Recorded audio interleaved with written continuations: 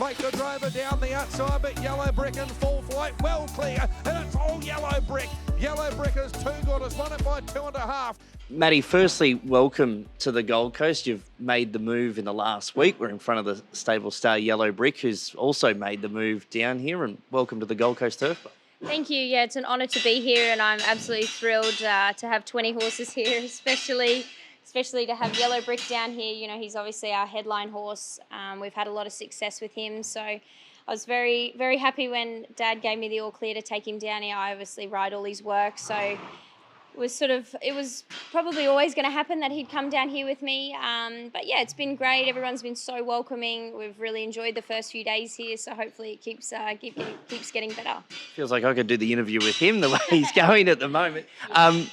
He obviously had a sort of interrupted preparation in Sydney, but you must have been delighted with how he went in the 5 Diamonds at his last run at the back end of last preparation. Yeah, look, third time lucky down in Sydney that time. And yeah, the horse raced out of his skin. You know, we were handed the visitors draw in the 5 Diamonds, but, you know, Jason Collett did the best that he could with him. And yeah, the horse raced enormous. It was probably up there with one of the runs of the race. He did all the hard work early and then was wide and he was still there to fight out the finish. He was there for a long, long way, and they only got him, you know, probably in the last 20 to 50 metres. So we were super proud of the horse. He's down there fighting with the best, and he measured up. You've always sort of felt that 1,800 or 2,000 metres is not beyond the realms, but now you come back and you freshen him up for a Magic Millions target. Yeah, we've always thought he was a 2,000 metre horse, and yeah, he races so well fresh over that 12 to 1,300. So he had 2 weeks off at Lucan Lodge where he absolutely thrived, and yeah, now he's down here. We'll get ready for the Magic Millions Cutis Open, and then, you know, we've got the option whether we do a Stradbroke, but from further discussions, I think we're going to get him ready for a Doomben Cup.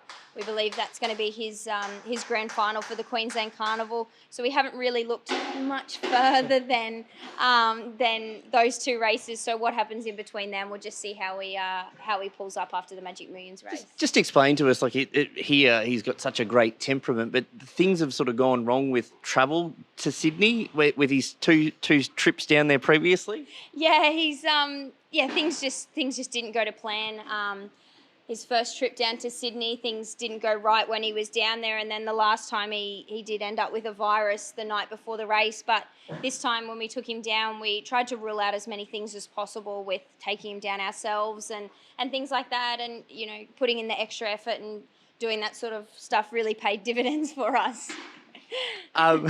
Well, while we're still here with him, the one time that he was in a Magic Millions race, the 3-year-old Guineas, he narrowly missed and got beaten along Headbone. Fashion legend who's now racing in Hong Kong and arguably should have won the race.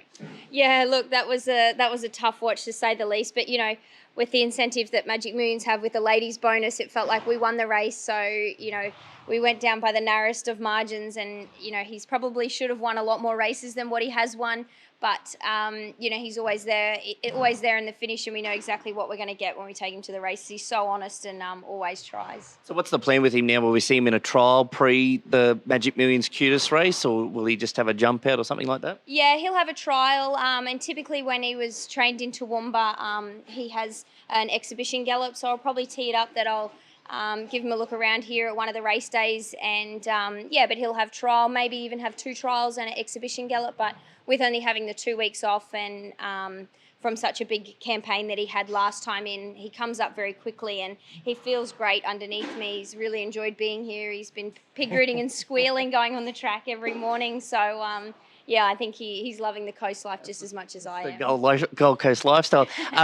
Some of the other horses in the stable heading towards the summer carnival. We had Bo Dazzler race in the City to Surf. Obviously, he's a frustrating horse at times where he can just completely show no interest, but and that looked to be the case at Doomben on Saturday, but his last 200 metres, he was just as strong as anything else and through the line. A Grand Prix now looks a likely target for him.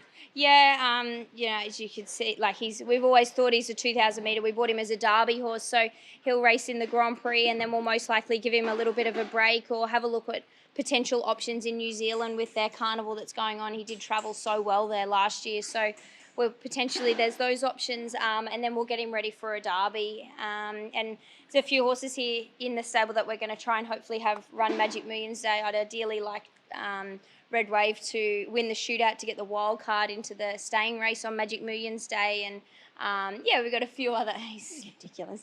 We've got a few other horses in here that are Magic Millions. So yeah, we're looking to have a strong hand racing the few headline races that are coming in that summer carnival with the night racing and Wave Day. Yeah, horses like Steady Ready and that were at Magic Millions last year. There's a number of options for them during the carnival. Yeah, absolutely. We're hoping Steady Ready races on Saturday in the Bribey, and then probably look at putting him in the Snippets, the 1200 metre race. So, you know, we're very lucky. We've got a very strong hand of horses that have come through in the last 12 months, and we've had some really, really nice horses that have come up from Sydney. We've been lucky enough to acquire into our stable. So, yeah, watch this space. There's some really nice horses going to come out. Just tell us about the move, Maddie. Is it something that you and your dad had sort of been looking at for some time, and then the complex was obviously built here? Yeah, I've sort of had it in my head, a bit of a 5-year plan, that in 5 years when I started training with Dad, that I would like to have a stable set up somewhere else. And this year clocked over to 5 years. And when we had such a great... See you, Dad, I'm out. Yeah, not quite.